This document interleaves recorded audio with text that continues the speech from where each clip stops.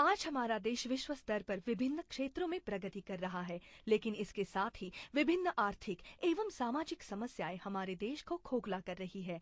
हमारे पास बहुत बुद्धिमान और बड़ी तादाद में युवा शक्ति होते हुए भी यहाँ ईमानदारी से समृद्ध और शांत जीवन क्यों असंभव प्रतीत हो रहा है? अर्थ क्रांति उठा रही है ऐसे ही कुछ अहम सवाल और प्रस्तुत कर रही है उनके सटीक जवाब।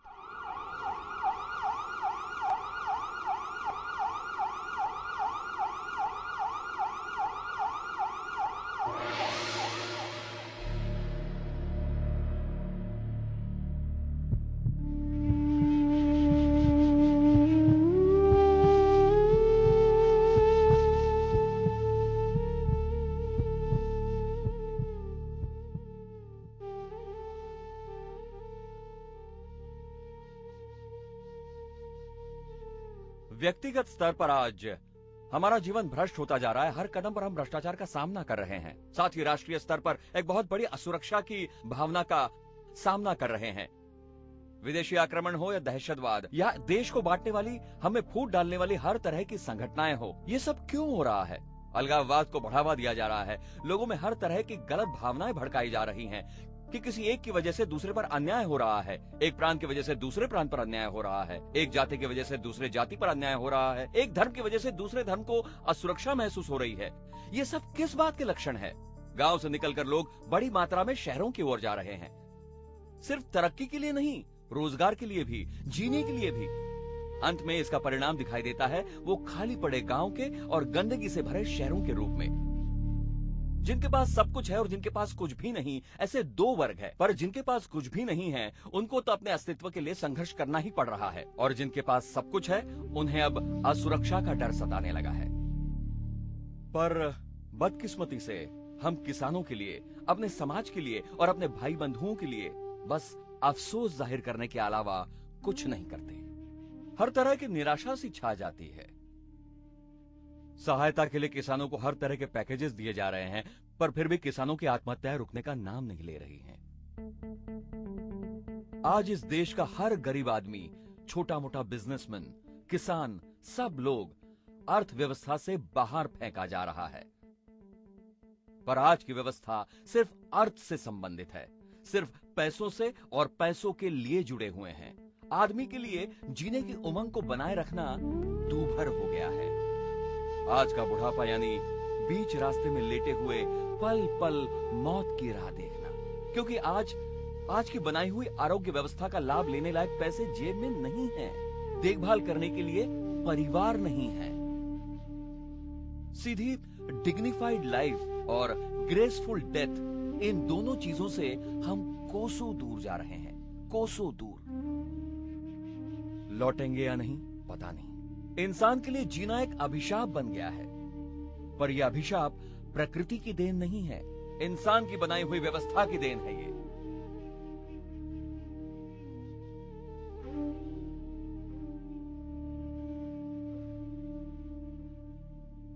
वर्तमान में मौजूद सवाल और भविष्य में उभरते हुए सवाल बड़े भीषण दिखाई देते हैं। हमें उनके जवाब चाहिए, पर वो हल धर्म, जाति, पंथ, प्रांत के स्तर पर नहीं मिलने वाले हैं। आज पूरे देश को एक समाज के रूप में उभर कर आने की जरूरत है। व्यवस्था ऐसी होनी चाहिए जो देश की कुल 110 करोड़ आबादी के साथ अपने बच्चों जैसा व्यवहार करेगी। 110 करोड़ को सम्मान के साथ जीने का अधिकार है जो संविधान ने दिया है। कमजोर प्रशासन ये हमें दे नहीं सकता। आज हमारे देश में ईमानदारी के साथ जीना मुश्किल है। भला क्यों मुश्किल है ये बताइए? ये सिर्फ इंसान की नीयत पर निर्भर नहीं है, कहीं पर सिस्टम की भी गलती जरूर है। हमें समझना होगा कि इतना बड़ा प्रजातंत्र व्यवस्था के बगैर नहीं चल सकता। हर समस्या का हल सिर्फ वृत्ति पर निर्भर नहीं है। जैसे हम खुद सिग्नल तोड़कर आगे निकल जाते हैं, पर साथ ही आगे टूल बूथ पर खुद की गाड़ी रोककर अपनी जेब से पैसे निकालकर देते भी हैं। ऐसा क्यों होता है? सिग्नल तोड़ने के कोई पैसे नहीं लगते, पर हम टोल बूथ लांघकर आगे नहीं निकल सकते। इसका कारण है वहां की व्यवस्था और उस व्यवस्था का नियंत्रण। जिस तरह वृत्ति का संयम से नियमन किया जाता है, उसी तरह किसी भी व्यवस्था का नियमन करने के लिए नियंत्रण की आवश्यकता है। और नियंत्रण अगर करना हो तो उसके लिए दो चीजों की अत्यंत आवश्यकता है। पहली सामर्थ्य और दूसरी है पारदर्शिता, भ्रष्टाचार रहित पारदर्शिता। हमें फिर से नए सिरे से व्यवस्था की जांच करनी होगी। राजनीति का मतलब पूरी व्यवस्था नहीं होता। राजनीति ये एक देश के प्रशासन का हिस्सा हो सकती है, पर वो पूरी व्यवस्था नहीं है। केवल भ्रष्ट नेताओं को दोष देकर हम अपने आप को छुड़ा नहीं सकते।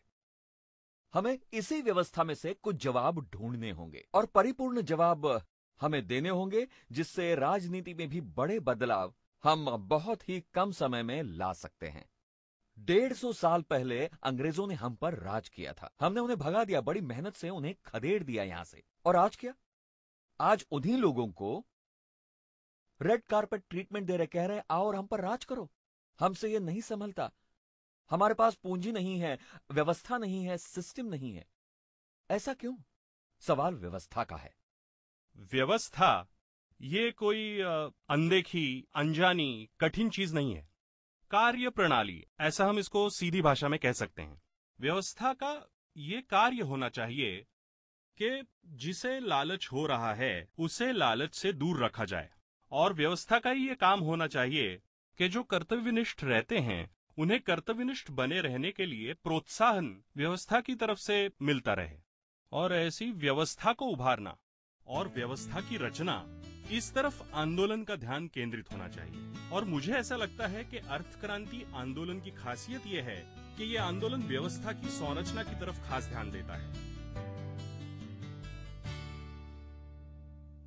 आज हम देख सकते हैं कि हमारे देश का पूरा नियंत्रण दो तरह से किया जा रहा है। एक है सफेद पैसे वाली कानूनी अर्थव्यवस्था और दूसरी काले धन पर आधारित समांतर अर्थव्यवस्था।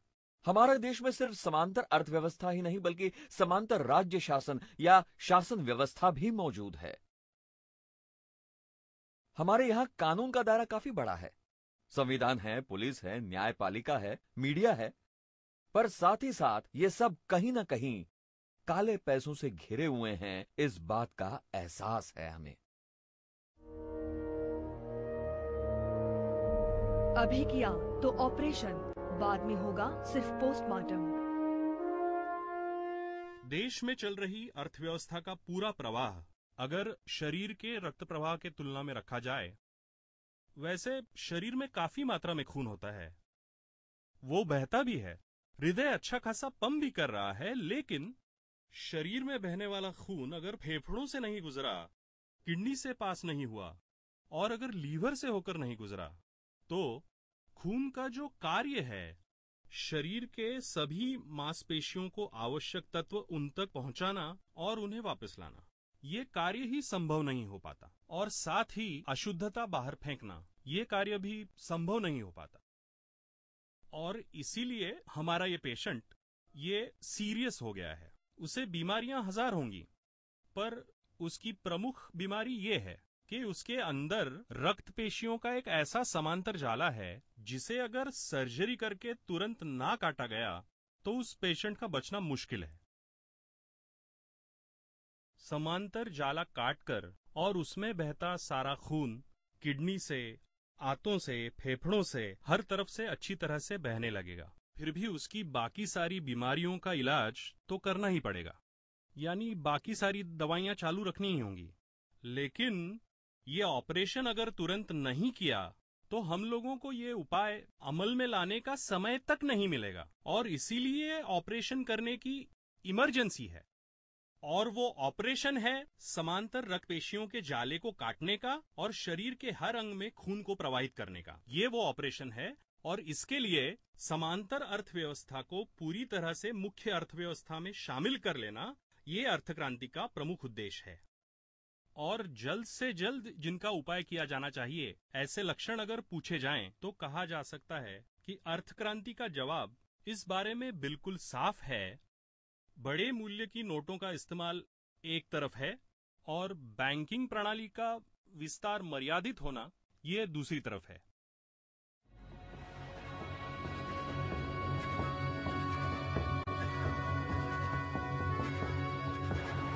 विदेशी आक्रमण का जवाब हमारी फौज दे सकती है, लेकिन आज जाली नोटों से पूरे देश को खतरा है। काला पैसा इस्तेमाल करना, काला धंधा करने वालों के लिए आसान होना, ये उन बड़े नोटों की खासियत है। लेकिन बड़े नोट छापने में जितना खर्चा होता है उसके मुकाबले उस नोट का मूल्य, दर्शनी मूल्य काफी ज्यादा होता है। और इस वजह से जाली नोट छापना, ये घटना या ये प्रक्रिया भी देखा जाए तो काफी सस्ती हो जाती है। आज हमारे देश में दहशतवादी कार्रवाइयों के साथ साथ हमारे शत्रु राष्ट्रों ने जानबूझकर हमारा जाली चलन छाप कर हमारे ही देश में घुसा दिया है। सारी दुनिया के टेररिस्ट, दहशतवादियों का अमेरिका टारगेट है, पर वो अमेरिका पर अब दूसरा हमला नहीं कर सकते। 11 सितंबर 2001 के बाद क्या कारण है इसका? अमेरिका ने उनकी प्रमुख ताकत, उनकी खरीदारी की क्षमता को ही नष्ट कर दिया है। उनके बैंक अकाउंट्स फ्रीज कर दिए गए। आतंकवादियों के, दहशतगर्दियों के अब उनके लिए कोई साधन उपलब्ध नहीं है।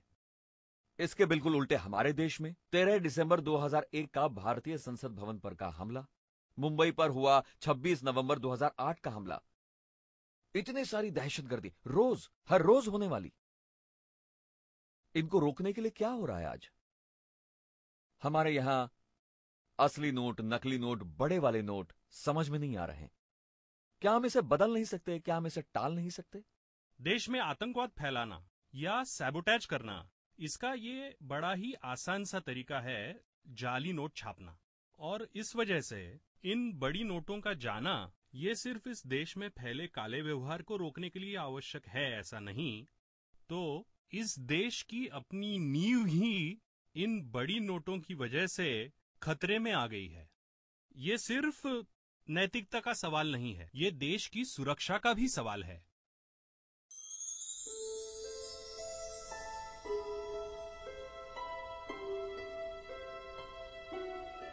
बैंक में जमा पैसा जमीन में बोए बीज की तरह है। एक बीज और कई बीजों को जन्म देता है। आज का अर्थशास्त्र, आज की इकोनॉमिक पावर परचेसिंग पावर से जुड़ी हुई है। क्रय शक्ति कितनी है? आप क्या खरीद सकते हो? अब हम ये समझ ले कि आज की क्रय शक्ति ये आपके साख से जुड़ी हुई है। अब चाहे व्यक्ति की हो या फिर किसी संस्था की। साख, क्रेडिट, ये किस तरह से बनती है? आसान से उदाहरण से मैं आपको समझाता हूं। हमारे घर पर एक दादी मां काम करती है। वो घर का सारा काम करती है। उनकी एक तनख्वाह है। एक दिन उन्होंने मुझसे कहा, भैया मुझे 2000 रुपयों की जरूरत है। वैसे उनकी तनख्वाह है 1000 रुपए। मैंने उनसे पूछा, दादी इकट्ठे 2000 रुपए? तो उन्होंने मुझसे बताया कि उनका पोता बीमार है और उसका डॉक्टर से इलाज करवाने के लिए उन्हें पैसे चाहिए। मैंने उन्हें पैसे दे दिए। अगली तनख्वाह से उनका जो भी उधार था वो मैंने चुकता कर लिया। कुछ दिनों बाद उन्होंने मुझसे कहा, मुझे 10,000 रुपयों की जरूरत है। मैंने फिर उनकी बात मान ली और उन्हें पैसे दे दिए। पिछली बार की तरह मैंने किश्तों में ही उनके पैसे तनख्वाह से काट लिए। कुछ दिन और बीत गए, लेकिन अब की बार उन्होंने बताया कि उन्हें 50,000 रुपयों की जरूरत है। मैंने उनसे पूछा, दादी एकदम से 50,000 रुपए? तो उन्होंने बताया कि उनकी छोटी बेटी की शादी है और उसके लिए उन्हें 50,000 रुपयों की जरूरत थी। उनकी जरूरत तो एकदम जेन्युइन थी। मैंने कुछ सोचा और मैं उन्हें लेकर अपने बैंक में गया। मेरे खाते में कुछ पैसे जमा थे।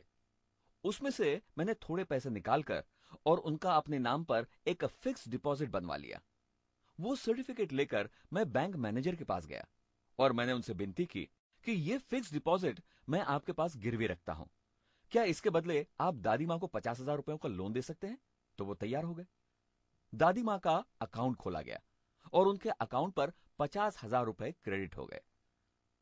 अगले महीने जब तनख्वाह की बारी आई तो मैंने बस एक छोटी सी चीज की। दादी को नगद पैसे ना देते हुए मैंने उनके नाम का एक चेक बनाकर दिया। उनकी समझ में नहीं आया कि यह भी पैसों का एक रूप है। मैंने उनसे कहा कि आप बस बैंक में जाइए। वो जब बैंक में गई तो वहां के क्लार्क ने दादी मां का अकाउंट देखा, कर्जे का जायजा लिया और कर्जे की किस्त काट कर बाकी के पैसे उन्हें दे दिए। अगले महीने से मैंने उन्हें चेक से ही तनख्वाह देना शुरू कर दिया। कुछ दिनों बाद दादी मां फिर मेरे पास आई और मुझसे कहा, उन्हें 30,000 रुपयों की जरूरत है क्योंकि उनके पोते के लिए उन्हें कोई छोटी सी गाड़ी खरीदनी थी। पर अब की बार मुझे आपसे पैसे नहीं चाहिए क्योंकि बैंक मुझे कर्जा देने के लिए तैयार है। और अब मेरी समझ में नहीं आया कि यह कैसे हुआ। बैंक दादी को कर्जा कैसे दे सकती है जबकि दादी तो मेरे पास काम करती है? यह कैसे मुमकिन हुआ? मेरी समझ में आया कि अब तक मैं दादी को सिर्फ क्रय शक्ति देता रहा, मैंने उन्हें साख दी ही नहीं। जिस दिन मैंने बैंक में दादी का खाता खोला, उस दिन पहली बार देश की अर्थव्यवस्था में उनकी साख बनी। जैसे जैसे उनका कर्जा चुकता होता गया, वैसे वैसे बैंक व्यवस्था में उनकी साख बढ़ती रही, और जिस दिन उनका कर्जा पूरा हुआ, उस दिन उनकी अपनी एक साख बन गई। और इस साख की वजह से ही उन्हें ये जो नई क्रय शक्ति है वो मिली है। दादी आज भी सिर्फ मेरे यहां काम करती है, पर राष्ट्रीय अर्थव्यवस्था में उनकी अपनी पहचान बन चुकी है। दुर्भाग्य से हम में से कई लोगों ने इस बात को जाना ही नहीं है। ये साख हमारे यहाँ के बुद्धिजीवियों से ज्यादा हमारे यहाँ के आम आदमी की जिंदगी से संबंधित है, और इसलिए हमें और आपको इस बात को समझना होगा। आज हम श्रमजीवी वर्ग को सिर्फ क्रय शक्ति दे रहे हैं, लेकिन हम उनमें से उनकी साख बनाने की क्षमता नष्ट कर रहे हैं, और इसी वजह से हमारे देश में आज श्रम की कीमत कम है। आज हमारे यहां नए अर्थशास्त्रियों ने आदमी को हर तरह की साख देने के नए नए रास्ते खोल दिए हैं। हमें उन रास्तों पर चलकर उनका पूरा पूरा फायदा उठाना चाहिए, और देश के हर एक आदमी को उसकी अपनी साख देनी होगी। जिस दिन हमारे देश के हर एक आदमी को अपनी साख मिलेगी, उस दिन सामाजिक विषमता हमारे देश में बड़े पैमाने पर कम होने की संभावना है।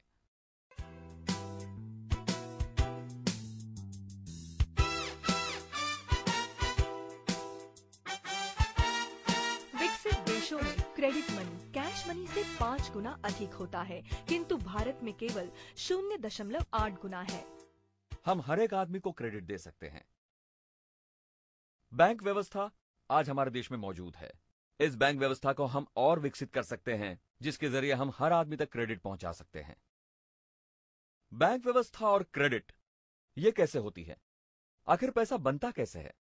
क्रय शक्ति है मतलब मेरी जेब में जो 100 रुपए या 500 रुपए का नोट है, उस पर लिखा है मैं धारक को 500 रुपए अदा करने का वचन देता हूं। यह छपा हुआ कागज मेरी क्रय शक्ति है, खरीदारी की क्षमता है।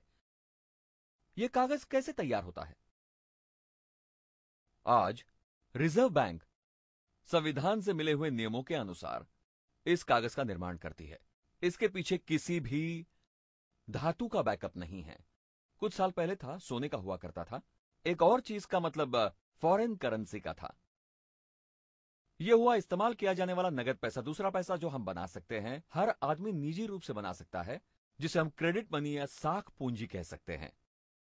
अब यह क्रेडिट चेक के रूप में या कार्ड के रूप में हम सब बना सकते हैं। इसे बनाने में बैंक अहम भूमिका निभाती है। दुर्भाग्य से हम इस बात की तरफ ध्यान ही नहीं देते।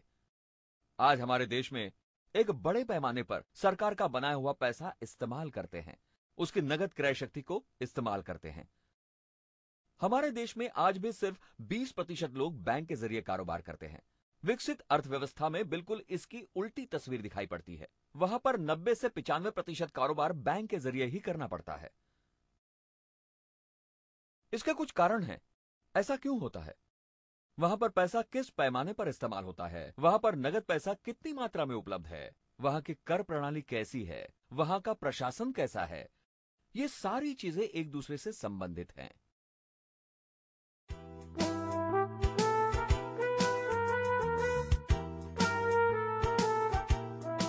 पैसा विनिमय का साधन है, किंतु कमी की वजह से वो साध्य बन गया है। विनिमय के साधनों की कमी की वजह से हमारे देश में पैसा ही एकमात्र कीमती चीज बन गई है, क्योंकि जिस मात्रा में उसे तैयार होना चाहिए उस मात्रा में वो तैयार नहीं हो रही। और यहां हमें दिखाई पड़ता है कि हर कोई अपने अपने पास पैसा जमा करने की होड़ में लगा हुआ है, और उसका जो परिणाम है, अनिष्ट परिणाम, वो है क्रय शक्ति कुंठित होना। हमारे यहां पढ़ा लिखा आदमी भी बैंक में जाने से कतराता है।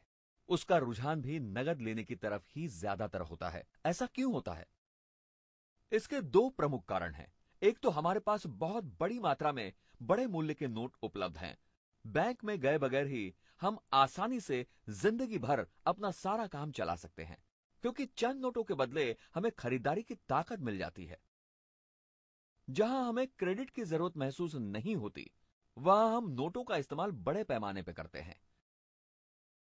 यह हुआ एक कारण। और दूसरा कारण, जिसकी वजह से हम ज्यादा से ज्यादा लेन देन नगद में करते हैं। हमारे देश की कर प्रणाली, टैक्स पैटर्न इतना जटिल है हर चीज पर, हर सेवा पर, आमदनी पर हमें सब तरह का टैक्स देना पड़ता है। किसी भी चीज की कीमत में अगर हम टैक्स का हिस्सा देखें और अगर उसका अंदाजा लगाने की कोशिश करें और अनुमान लगाए कीमत में, तो वो तकरीबन 30 से 35% से ज्यादा है। यानी अगर किसी चीज की असली कीमत 65 रुपए है तो उस पर 35 रुपए टैक्स लगता है और हमें 100 रुपए की कीमत चुकानी पड़ती है।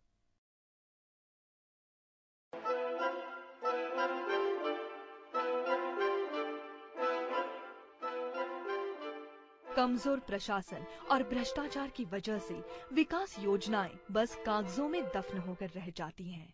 शासन व्यवस्था कमजोर है, बीमार है, कई रोगों से पीड़ित है और हमें इसी का नतीजा भुगतना पड़ रहा है। ये जो सारी व्यवस्था है जिस पर नियंत्रण करने की जरूरत है, उसके लिए हमारी ताकत काफी कम पड़ती जा रही है। इसके दो प्रमुख कारण नजर आते हैं। सरकार के पास महसूल की कमी होने की वजह से नियंत्रण कठिन है और भ्रष्टाचार और अपारदर्शिता की वजह से सरकार से लोगों का विश्वास उठता नजर आ रहा है। इन सारी चीजों के हमारे पास क्या जवाब है? हमें किस तरह का बदलाव लाना होगा? क्या सिर्फ महसूल की वसूली बढ़ाकर यह समस्या हल हो जाएगी? काले धन की समाप्ति कैसे होगी? अगर हम इसको एक रूपक से समझने की कोशिश करें तो दिखेगा, जब हमारी संस्कृति कृषि प्रधान संस्कृति थी, तब हमारी शासन व्यवस्था भी छोटी सी और आसान थी। जैसे कि जमीन को समांतर छोटे छोटे एक मंजिला मकान होते हैं। हम जैसे जैसे औद्योगिक संस्कृति की तरफ बढ़े, हमने आसमान की तरफ रुख किया। हमने एक के ऊपर एक मंजिलें उठाना शुरू कर दिया। उभरता देश, उभरता उद्योग जगत, फिर उस पर आधारित सर्विस सेक्टर, सेवा क्षेत्र, उस पर बैंकिंग, इंश्योरेंस, एक दूसरे पर आधारित व्यवसाय हमारे यहां तैयार होने लगे और फिर इन सब पर आधारित खड़ी यानी वर्टिकल अर्थव्यवस्था हमारे यहां तैयार हुई। पर इन सब का नियंत्रण जो शासन करता है, उसकी भूमिका एक ओवरहेड टैंक के जैसी होती है।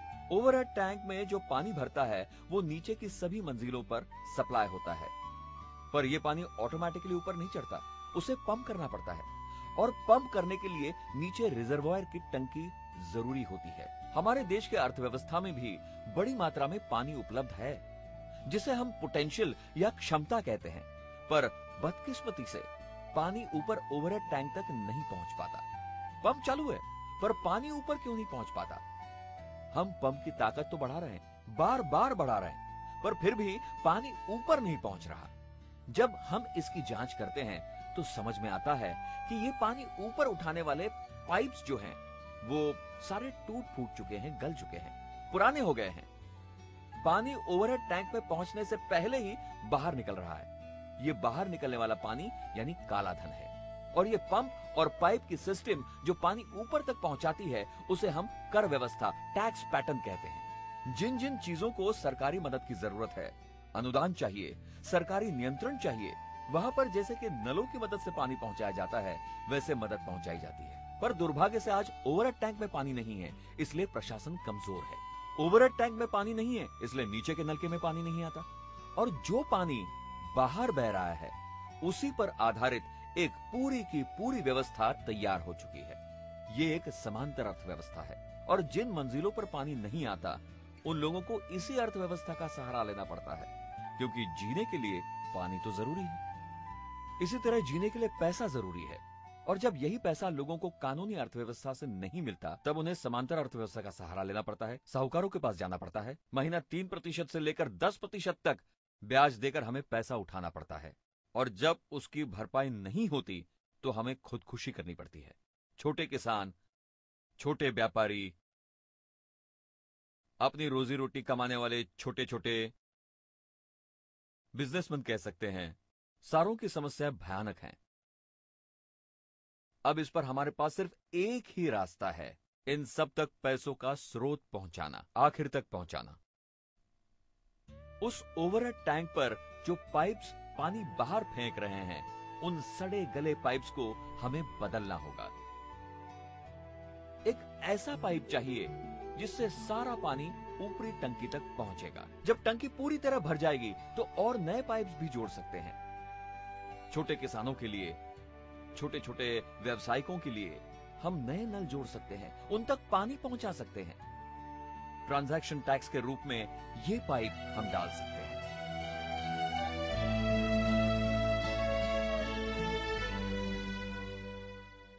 समांतर अर्थव्यवस्था को मुख्य अर्थव्यवस्था में शामिल करने के लिए अर्थ क्रांति ने बड़े नोटों का चलन और बैंकिंग का सीमित विस्तार, ये जैसे दो प्रमुख कारण ढूंढे हैं, वैसे ही एक बहुत महत्वपूर्ण कारण ढूंढा है जो इस समांतर अर्थव्यवस्था का मूल स्रोत है। वो है हमारी सदोष और तर्कदुष्ट कर प्रणाली। जिस कर प्रणाली में सीधे जाकर सामान की गिनती करनी पड़ती है, हर आदमी के हर व्यवहार पर नजर रखनी पड़ती है, हजारों तरह के कर निश्चित करने पड़ते हैं, उन करों के लिए संदिग्धता भरी कसौटियां, बड़े ही क्लिष्ट तरह के हिसाब और काफी मुश्किल में डालने वाला ऐसा चयन या इस तरह की इस सब की जानकारी रखना या हासिल करना, ऐसी बड़ी ही महंगी ऐसी ये कर प्रणाली है। और ये सिर्फ महंगी ही है ऐसा ही नहीं, बल्कि उसमें काफी लूपहोल्स हैं, उसमें कर डुबाने के कई तरीके हैं और उसके अंदर ऐसी बहुत सारी उटपटांग बातें हैं जिनकी वजह से उस व्यवस्था के अनुसार या उस मार्ग पर चलने के बजाय उस व्यवस्था को टालना ही आम आदमी को भी आसान लगता है। अगर मैंने एक 100 रुपए की चीज 5 रुपए का सेल्स टैक्स चुराकर बिना रसीद के खरीद ली, तो मैं सिर्फ 5 रुपए का नहीं बल्कि 100 रुपए का काला धंधा कर रहा हूँ। जब मुझे 5 रुपए बचाने का लालच होता है, तब 100 रुपए का काला धन तैयार होता है और दोषपूर्ण कर व्यवस्था की वजह से थोड़ा कर बचाने के लिए बड़ी मात्रा में काला धन तैयार होता है। और इसीलिए अर्थ क्रांति की दिशा ये कर प्रणाली की कई सारी कसौटियां और जटिलता को दूर कर सिर्फ एक पैमाने के आधार पर एक सामान्य कर लागू करने की तरफ जाती है। एक लेन देन ये अर्थव्यवस्था का मूलभूत अंग है और इस अंग की गिनती नहीं करनी पड़ती, हिसाब नहीं जोड़ना पड़ता, वो सीधे नजर आता है। और इसी में से अर्थ क्रांति ने बैंक ट्रांजैक्शन टैक्स की योजना हमारे सामने रखी है। अर्थ क्रांति ने जो प्रस्ताव सामने रखा है उसमें केवल 5 अहम मुद्दे हैं। पहला मुद्दा, केवल आयात को छोड़कर बाकी सारी की सारी कर प्रणाली को नष्ट कर देना, क्योंकि आयात कर केवल सरकारी महसूल जमा करने के लिए नहीं होता, बल्कि ये अंतर्राष्ट्रीय व्यापार का नियमन भी करता है। दूसरा मुद्दा, बैंक में हर सौदे पर विशिष्ट अनुपात में कर लागू होना चाहिए। यह कर किस तरह से लागू होना चाहिए?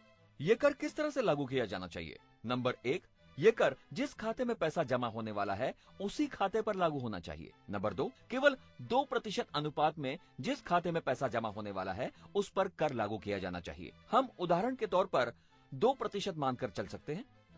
असल जीवन में 2% से भी काफी कम होगा। अर्थ क्रांति ने इस बात को साबित किया है। नंबर 3, यह कर लागू करके 2% कर कटौती से जो रकम जमा होगी उसे बैंक के माध्यम से ही प्रशासन के 3 भिन्न स्तरों तक पहुंचाया जाएगा, यानी केंद्र, राज्य और स्थानिक प्रशासन तक यह पैसा पहुंचाया जाएगा। अगर मान लो कि 2% कर कटौती होती है तो उसमें से 70 पैसे यानी 0.7% पैसा केंद्र सरकार के लिए होगा, 60 पैसे या 0.6% हिस्सा राज्य शासन के लिए होगा, 0.35% स्थानिक प्रशासन का महसूल होगा।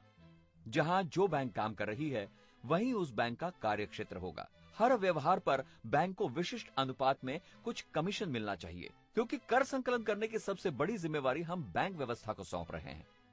इसका एक दूसरा परिणाम भी हमको देखने मिलेगा, जो बैंक व्यवस्था को केवल ब्याज की बजाय महसूल जमा करने का एक और स्रोत मिल जाएगा, जिसका सीधा असर उनके ब्याज दरों पर होगा और बैंकों के ब्याज दर विश्व स्तर पर मुकाबला करने लायक बनेंगे।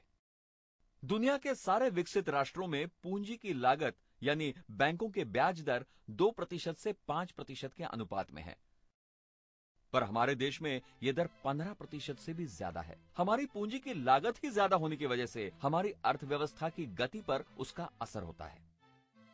जब हम बैंकों को आमदनी का एक नया स्रोत देंगे तो बैंकों के ब्याज दर कम होंगे, और इसका सीधा परिणाम यह होगा कि हमारे देश में बड़ी मात्रा में और सस्ते दामों में पूंजी उपलब्ध होगी।